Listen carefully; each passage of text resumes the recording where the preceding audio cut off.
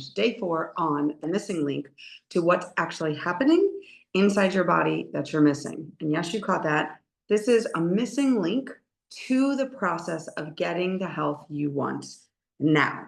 So for those of you who don't know me, I'm Leslie Irvis. I'm a registered dietitian, a personal trainer, and a nervous system expert. And I've decided for my 40th birthday, I'm going live every single day in my Facebook group to discuss this information. So if you're watching, awesome. Drop a heart, drop a like, drop a comment, drop a question that you would like me to answer over the course of these 40 days. If you're watching anywhere else but the Facebook group, you will only see bits and pieces of these. You will have to join the Facebook group in order to see the rest. Okay, so let's dive in. What is this missing link, Leslie? Tell me what the missing link is. I need to know the missing link. I'm going to tell you the missing link has 3 pieces. I'm going to start with piece number 1. Piece number 1 is what I call the inner mean girl.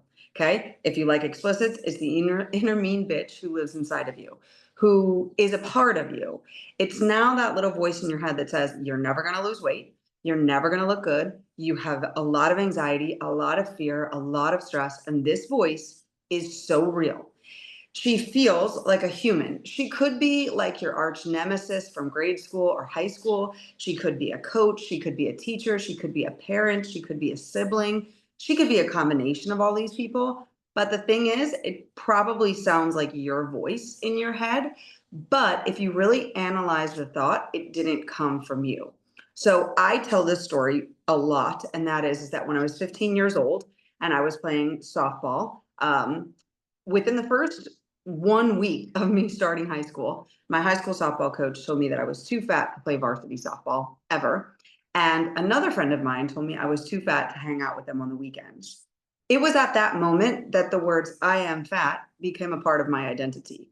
Now, I say that, and many people are like, you don't even know what it was like to be fat. You don't even know this. And I want you to know it doesn't matter if you're extremely overweight and you feel that way, or if you're extremely underweight and you feel that way. The words can mean a lot to you if they're a part of you.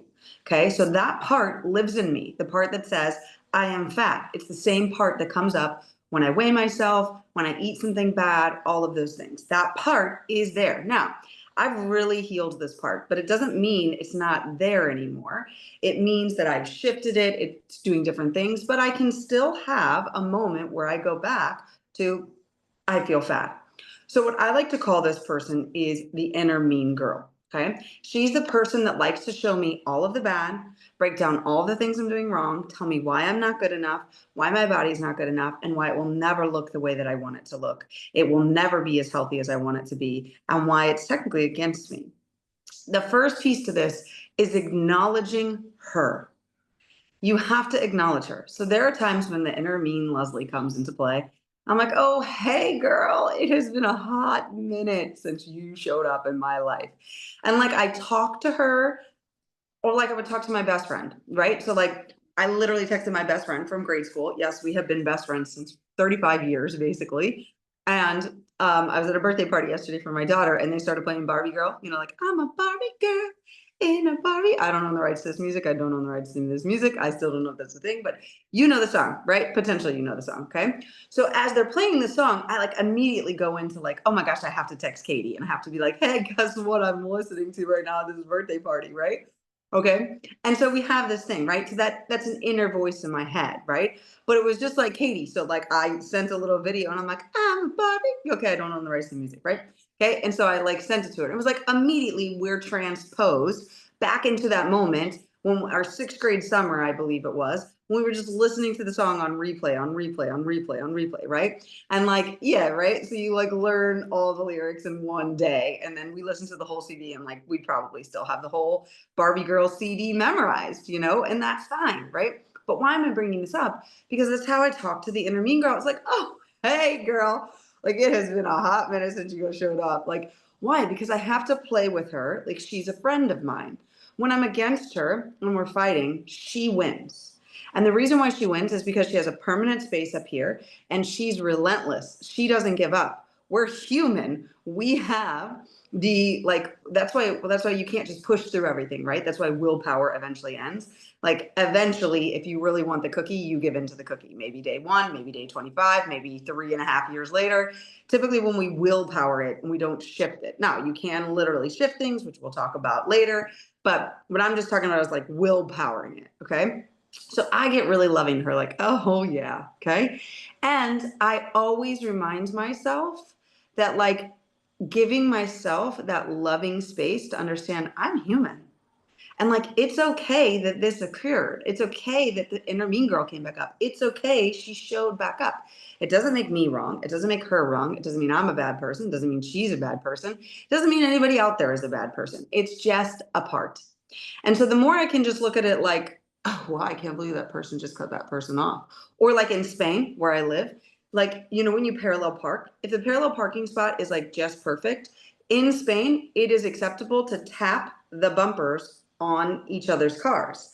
I've seen cars park, bump, bump, bump, bump, bump, bump. And I'm like, oh my God. In the United States, we would not be so cool with that, but that's okay. Everybody else is like, whatever. And I'm just like, what?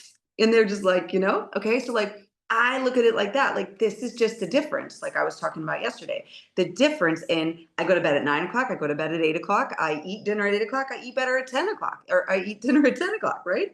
Whatever it may be. Okay. So we must acknowledge her. We must play with her. We must just understand that she's there and not give her power. The more we give her power, the longer this process will take. Okay, so that's key number 1. Key number 2, which you've probably heard a lot, is something I have on my pillow, which is why I kept it here. It says gratitude. I love gratitude, but I'm going to take it a step further. Okay, gratitude is being grateful for something you have in like comparison to something you don't, right? So it's like, I am so grateful that I have this amazing backyard. But that's comparing it to like, I'm so grateful that I don't have a backyard, right? Like I'm grateful I have a backyard, not that I don't, right? So grateful sometimes is comparison. And I don't really like comparison energy when it comes to what I want. Like, yes, being grateful is great. Like, don't get me wrong. If you're a grateful person and you're always expressing gratitude, it's a very high frequency. You're going to do great things, all of the things. But what I like to do is shift this to what is called appreciation, because appreciation has no comparison. It's like, I appreciate you for taking the time to talk to me. Like, that is a different level. Do you feel that even? Like, I appreciate you versus like, I'm so grateful for you, right? It's almost like, yes, yes, I appreciate you. So what I do is I appreciate my body. And I started with things that were really simple. Like, I appreciate my eyes for being able to see beautifully while I drive. Okay. I appreciate my hair because I like my hair. Okay. Especially on certain days. Some days it kind of just dries flat. I prefer it when there's more wave, but that's okay. I still love my hair. Like, I'm grateful for my hair. I'm grateful for the flowy hair. I'm grateful my hair grows long. I'm grateful I have hair because I want to have hair. Okay. Maybe one day I won't. Maybe one day I'll shave it off. I don't really know, but I'm like, I'm grateful for hair. Okay. So starting with something you can find, you could be grateful for your nails. You could be grateful for your toenails. You could be grateful for your toes because your toes actually help you to walk and not fall. Okay. Simple things, something really small. Okay. Especially if you can't find something you really like. But the more you love and appreciate her, the more love you're going to get and the better results you're going to get. But when you start talking nice to yourself, if you've always talked mean to yourself, that's why you must acknowledge the inner mean girl first. Because when she pops up, she's going to win over this new comment. But if you build this relationship with them, like, oh, hey, girl, welcome back. I'm so glad to see you again. Okay. Then when you get into this moment of like appreciating your body, you can literally just be like, girlfriend, it's not your turn. Like, sit down, take a back seat. We're not doing this, right? Like, hey, not happening. Not today. Okay. I'm going to go ahead and be me. I'm not going to be you. Okay. And we're going to appreciate, and we're going to appreciate, and we're going to appreciate. So one of the things I love to do is tell my body what I appreciate about it that hasn't yet occurred. So it's like, I appreciate my 6-pack abs. I appreciate the fact that my arms don't flab, and now they don't. Okay. They used to flab right here way more than they do. Okay. I appreciate whatever it is I'm striving. And I tell my body how much I appreciate it before it has occurred. Okay. Just like I appreciate the fact that when my kids and I go to Noni Park, which is down the street from us, it's a restaurant here, that we're going to be able to bike and have ample room to bike and ample room to rollerblade. And we're going to find a table where we can sit down and they can have a little snack before we come home and then finish our day for the day. Okay. I appreciate that that's going to be there for me. I appreciate that already, right? I appreciate these things over gratitude. I'm not saying gratitude is not powerful. That's why I have a gratitude pillow. Okay. So I want you to know that. But what I'm saying is that appreciation is something that doesn't compare. I appreciate this pen. I love this pen. I love the way it writes, right? I appreciate this pen just as much, okay? But then there's sometimes when you're like, I don't appreciate this pencil because the tip is not right and doesn't write all the time, right? Okay? But it's like, I'm not going to talk bad to the pencil. I'm going to go sharpen the pencil, right? Okay? But the moment you're like, oh, I don't appreciate you, body, for this, it's like a detriment, okay? If you've never seen it before, I don't know that I'll be able to find it in the book. Let me see if I can find it in this book that I have. There's you can go online and look at this. It's the way we talk to ice.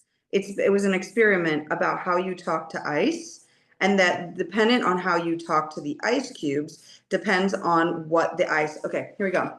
Found it. I know I would. Okay, it's part of this book. It's called The Inner Work. It's a beautiful book. But if you look at this picture right here, okay, you will see the different formations in the ice crystals. And the ones that look the most beautiful were the ones that were talked to kindly. So it was like as they were forming, okay, this one, okay, was called evil. This one was called you tool. This one was called you disgust me. This one was thank you. This one was love and gratitude. And this one was harmony. And that's what they spoke to the ice as it was forming. Like, you're evil, you fool, you disgust me. Thank you. Love and gratitude, harmony. And as they were doing this, they noticed that the crystal formation in the ice was different based on what was said. That's you too. So if you could switch yourself from the inner mean girl, get to gratitude, because most people can be grateful for something because it's like, well, I'm grateful for my hair, right? This is the alternative to what it could be. So like today, I'm grateful for my hair. I wish it was a little bit more curly, crimpy kind of thing today, but that's okay. I'm grateful for it. I appreciate the hair. I don't want my hair to go anywhere, right? Just like, oh, I appreciate you. Thank you for being here. Like, stick around with me. Let's fluff it up. Let's do this kind of thing. Okay. And as I kind of do this a little bit more, it's doing a little bit more of what I want, but it doesn't matter. Okay. We're not here to be perfect. Okay. And then from there, with gratitude, you can move into appreciation, something that there's no comparison. Like, I appreciate my teeth. I appreciate my heart. I appreciate my liver. I appreciate whatever it is that's a part of you, that you can have that pure appreciation. If you could sit in that pure appreciation for 60 seconds for just that one piece, you will shift. So that's what we're going to do here as we finish this off today. Okay. I just want you to, again, like, place your feet on the ground. If you're standing, like, really feel yourself rooted. If you're seated, both feet on the ground, butt in the chair. You can even lean back. It doesn't have to be fully upright. We're not meditating. But as we just kind of scan our room, I want you to feel that, like, I appreciate you, body. I appreciate my heart that is beating. I appreciate these eyes that get to watch around the room. I appreciate my brain for reminding me to just gently place the eyes in my back of the head. I appreciate these feet, which are rooted and grounded to the earth, that walk and propel me forward. I appreciate the toes that keep me standing upright. I appreciate my hands, which allow me to feed myself. I appreciate my arms, which allow me to give hugs to everyone I love, including myself. Feel free to give yourself a hug if you place your hand right underneath your boobs, really, and then place your arm on the other side. This is a beautiful hug to be in. I appreciate myself. I appreciate the love I could feel. If you start to feel like you're going to cry or break down, it's probably because you haven't felt the gentle embrace in a long time.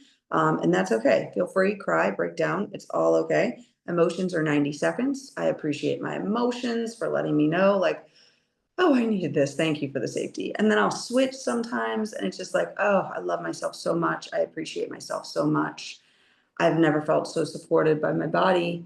I love my body. I'm so grateful for my body. And I appreciate every single one of you here listening, the hundreds of thousands that will watch this. Like, it's absolutely amazing that you've taken the time and space to know how to heal and help yourself at 40 plus. Like, you deserve the body you want. And there's nothing stopping you but you. So give yourself that gentle hug. just cultivate safety in your body. You can even do something called havening, where you just gently feel your hands, and it's like this hand is touching this palm, my right hand is touching the palm of my left hand, and my palms are touching, and my right fingers are touching my left fingers are touching my right palm. And when you just associate slowly and surely this, it tells your body, oh, there's nothing to worry about. We're good. Everything's golden. It's magical. And those are keys to helping you to cultivate the health you want in midlife. Now, that ties together a lot of things: nervous system, health, and all of it. So if you want to know more, when you're ready and you're like, I want to know more, I've linked below a $27 course for a nervous system reset or regulation. Really, it teaches you how to regulate your body. There's a lot of science in there. There's a lot of reasons why to do it. So please feel free to grab that $27 video, or, which I would encourage you to do both. There's also a somatic call that will be happening on October 22nd that I would love to have you at. It is valued at $40 US. And the reason for that is because it will be amazingly awesome of how you can help your body, and you will be able to do this over and over and over and over and over and over and over and over. You get lifetime access to both of these things. And I am always constantly adding to all of these things. So it's not just what you get now, it's what you get later. And these investment prices will not last forever. So please feel free to join us. Below this, I will link the course to the nervous system work. If you're interested in the somatic call, I want you just to say call.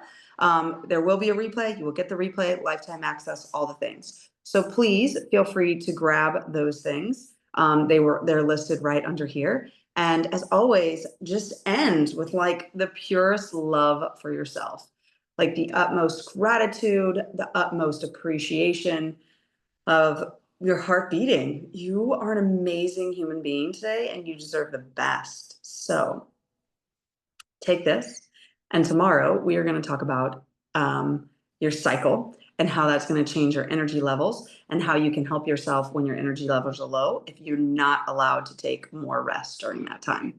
All right, and we'll see you tomorrow on the live. After that, bye for now. See you all the next time.